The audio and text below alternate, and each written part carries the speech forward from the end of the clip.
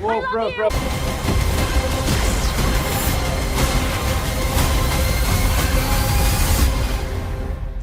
What's the play? Batman, what do we do? We try not to die.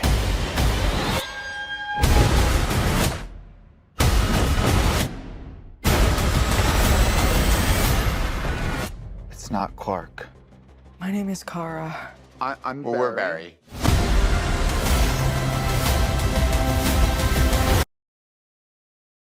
Really hope I don't get immediately demonetized for that bit. And today we have The Flash. I found out I don't cover a lot of DC films and everything. I hate to go with the bandwagon and the crowds here, but I'm thoroughly in the camp of like, I'm always down for when DC makes a solid flick, but I'm also aware of when they make a stinker, and they make many stinkers. And a lot of what they've done lately have been stinkers.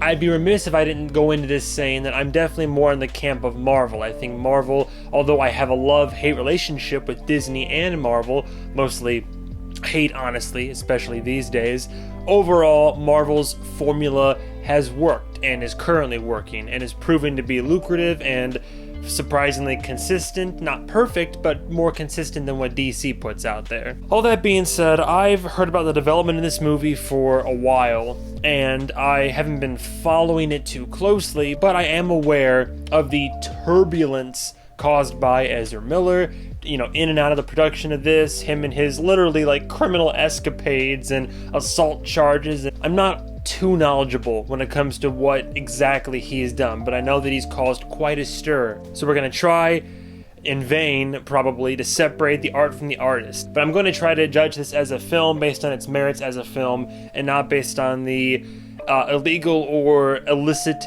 escapades of its stars. It's also kind of funny how this is the last of the, I don't even want to say Snyderverse, but the remnants of what the last decade of DC has been. This is the last like vestige of it, but it's dwindling out to make way for the Gunverse or the Gunniverse. I knew next to nothing about this film as it was coming out. Truth be told, I didn't really have plans to go see this, but I had a friend who was going to go see it and an open invitation to do so, and so I figured the hell with it. I forgot it was even coming out this last weekend, so I said screw it, let's check it out. Directed by Andre Muschietti, who I feel like I've brought his name up in the past before. Unfortunately, I didn't review It Chapter 1 and 2 on my channel. I don't believe I did, but this guy directed It Chapter 1 and Chapter 2. And also, funny enough, back in the day, he directed Mama, which it's not a great film, but for what it was, I think it worked really well. It 1 and 2 were his biggest blockbusters, but this is still a AAA,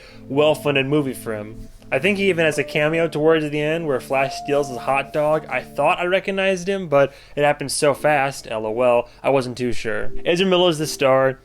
Arguably, secondary protagonist would be, honestly, I would say Michael Keaton, which I think is a big selling point in what they're really driving in on the marketing for this film. If it's not for Ezra, they're really trying to shift the marketing and cash in on all the old Batman, Michael Keaton Batman fans, and I get that, I like the Keaton Batman as well. And then, oh my god, talk about she's my age, but I would still call her mommy, but Sasha Calle, I don't know what it is about gals like this that have this like death stare, and I don't want to say the short hair, but it's that medium length hair, and the hair that she has in this film that kind of hangs down, or she gets all angry and whatnot.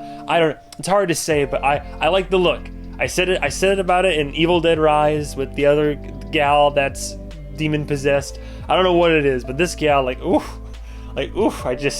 Anyway, I've been prattling on too much. I'll get right down to it. I don't know why, but when it comes to DC films, I expect them for the most part to not be good. And especially with I don't know what it was about the trailers for this film. The trailers were fine in terms of communicating what to expect, but I didn't think they were good. I kept seeing the trailer over and over again, and the trailer to me just seemed like it was like loud, fast, and keep going. Barry fans. All the usual notes of a DC film were being hit, and I was assuming, bad visual effects and kind of cheesy comedy jokes and all that, and a weird plot that doesn't make any sense. I will admit, for a 2.5-hour DC film about a character that I don't care too terribly much about, this is actually not too bad. This was actually better and more entertaining than I thought it was going to be. It is not in my top 10 for the year at all, but all things considered, this film could have been a lot worse. I might get in some hot water for this. Say what you want about the actor, and again, I'm trying to separate the actor from the performance, trying to separate the Mel Gibson from the Mad Max, The fact that a large portion of this film is Ezra Miller interacting with an alternate version of himself, and that's like, not only from a visual effects standpoint, but also from an acting standpoint. It's just him acting with himself, but still being able to be two personalities and all that. I mean, we've seen people like James McAvoy do it in Split, and that's just one example of acting with multiple personalities and whatnot.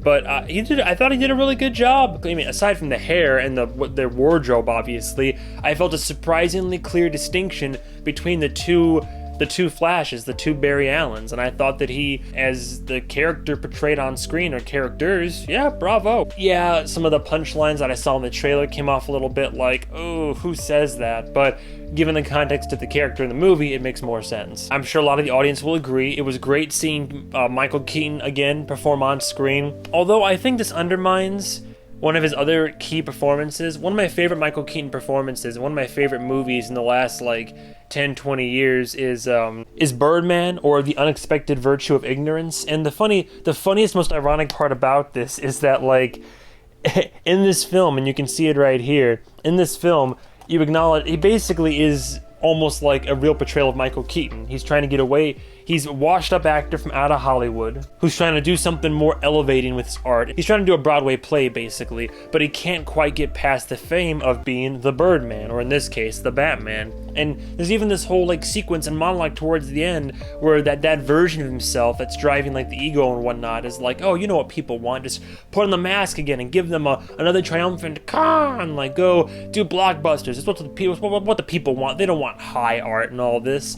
And it's funny that he did a movie that posits that exact the thing where it's no, we don't have to be that. We can be better than or different. And then here he is all these years later putting the cowl on once again, shaving the scruff, and being like, you want to get nuts?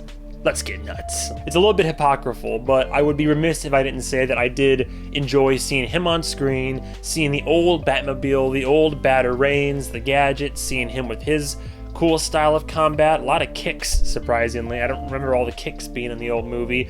And the musical stings, the Danny Elfman music stings, they're great. And they blend into the film really well and get you nostalgia going and get you hyped for what once was. I didn't realize that there was such a big fad with it in these last few years or so, but there's been a lot of multiverse, universe, comic book universe movies coming out. I know I just reviewed Across the Spider-Verse. Obviously, there was Into the Spider-Verse. There was Everything Everywhere All at Once. There was Doctor Strange and the Multiverse of Madness. And now there's The Flash, which buries the lead in the title and even kind of buries the lead in the trailer, but this film actually does deal a lot with the multiverse timelines and different, we see it in the trailer of Supergirl instead of Superman, and a Barry Allen that does not become the Flash, etc., etc. So as fun as this movie can be, where the movie does fall apart for me, is if you think too hard during this film, then things will start to fall apart. Not as bad as something like, Fast and Furious or some of the Transformers movies, blockbuster films, but you know what I'm talking about. There's films out there where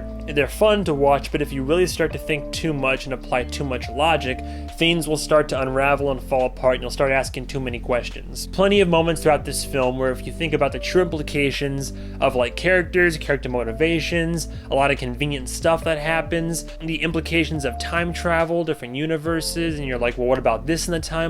Well, what does that mean for this character? Oh, well, this, why doesn't this character just do this, or couldn't you technically do that? If you start thinking too hard into it, then you're really going to get bogged down, and you're going to start seeing more and more cracks and flaws in this film. From what the trailers and the marketing showed me, I assumed there would be a lot more. I don't care about spoilers, by the way.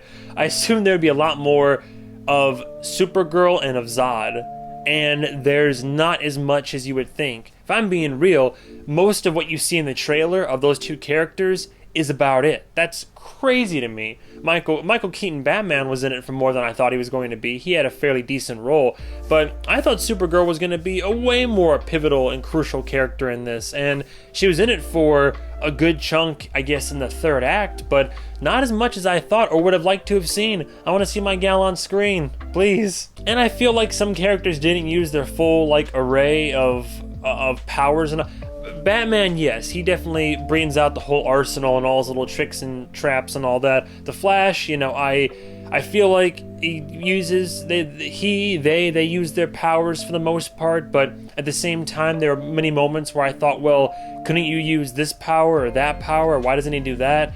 And I guess the reasoning for that is that he's just a kid, so he's not going to be able to always figure it out, I guess. Supergirl was the biggest one. I get when they first get her out of that, like, Russian prison from Black Widow that she's not going to be at peak capacity, but she only uses her laser eyes, like, I think once, if I'm not mistaken. Why? But alright. For a movie about the multiverse, I think although they use the multiverse and time travel a fair amount, but I thought they could have gone even deeper. I think me and my friends that I went with, we were all kind of surprised they didn't go further and deeper with use of multiverse. Granted, we were spoiled because we just saw Across the Multiverse, which is chef's kiss when it comes to incorporation of those concepts, but I don't know, like I feel like for as much as they did do in this film, they certainly could have done more. A surprising amount of cameos that we got. There was fan service, there were cameos. There was a negative, I don't know how true this is, but spoiler alert, and this internet already ruined it, but one of the cameos is like it shows a different universe with a different Superman, and it's like the OG. I think it's the OG Superman, like the classic from the TV show or whatnot. But from what I was told by a friend who knows more about this than I do, the actor who played that Superman specifically put in his dying request to never be shown on screen again in that capacity. So if that's true, then what the hell are we doing shitting on this man's legacy and final wishes?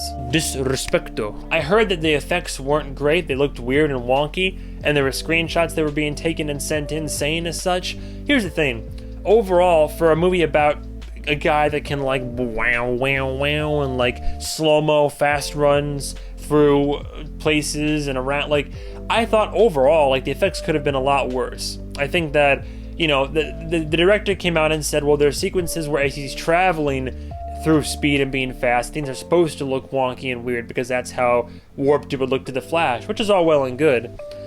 There was a sequence at the beginning with a bunch of babies that my friend hated and thought looked atrocious. I thought it was hilarious, and I think that it makes sense for there to be shitty CGI babies because you can't really portray real babies in peril such as that. So it was very cartoonish. I gave it a pass because it actually legitimately made me laugh. I thought it was entertaining.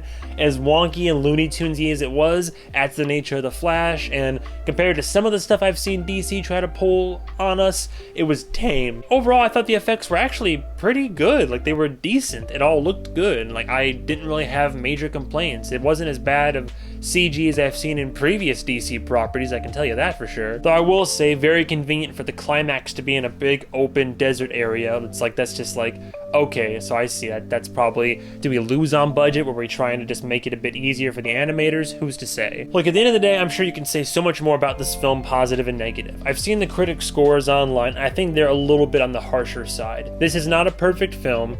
This is not even, I wouldn't even call this a fantastic film, but it is a lot better than I thought it was going to be. It was entertaining. I would be down to watch it again. Like, compared to most of what DC puts out these days, cool, this was fun. There was a lot of fan service. There were some funny moments. There were cheesy moments. The action was fun enough. You know, it wasn't a terrible film. I actually had a pretty good time watching it, surprisingly so. The end of this movie leaves a lot of implications for the DC universe, but I feel like all those implications are going to mean bubkiss because of James Gunn coming in to redo and rewrite basically all of this. So whether this is one of the last twinkling embers, you know, this and Blue Beetle for some damn reason, twinkle in the dying eye of what used to be, or what was going to be the DC universe, making way for what's new, or whether it's going to tie in at all. There's so much up in the air. I don't really care too much about any of it, but I am interested. Hopefully they can find a way to meld the two. I'm more interested in what James Gunn's gonna do in the future of the DC universe, and I'm kind of here for that journey. The Flash, I would say, engaging my brain and actually being reasonable and logical and fair about this film. Between the film's quality and my enjoyment, I would give The Flash a high 3 out of 5. A high 3 out of 5. It is an above average film, but there's a little bit too much that's weighing it down. You catch me on a good day, and if you go in, turn off your brain and just go in for the yucks and the fun and the DC and the let yourself be taken for a journey, maybe I could be talked into a low 4 out of 5. But realistically speaking, high 3 out of 5. It is an above average film. That's all I gotta say about The Flash. I'm surprised I went to go see it, didn't plan on it, did go see it, actually kind of enjoyed it. So thank you guys and gals so much for watching, and stay tuned for the next episode of whatever I make. And goodbye, travelers.